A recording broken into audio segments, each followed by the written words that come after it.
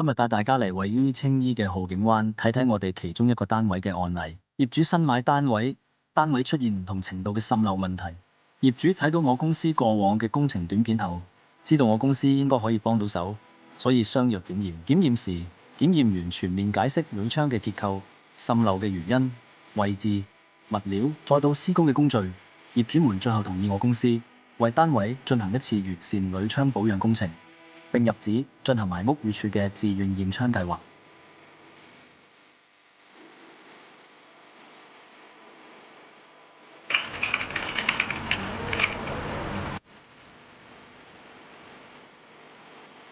跟住落嚟就會開始做防水工程啦。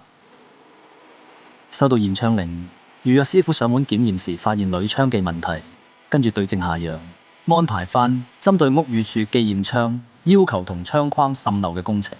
一個工程解決晒屋宇署強制驗窗命令同窗框滲漏嘅問題，全屋鋁窗配件更換、防水層更新都係1日內完成。工程完成後可享有3年保養。工程亦都已經購買咗第三者責任保險、勞工保險、棚保。如果你屋企有鋁窗滲漏嘅煩惱、強制驗窗嘅問題，隨時聯絡我哋信安鋁窗檢驗部，安排一個詳細免費嘅鋁窗檢驗。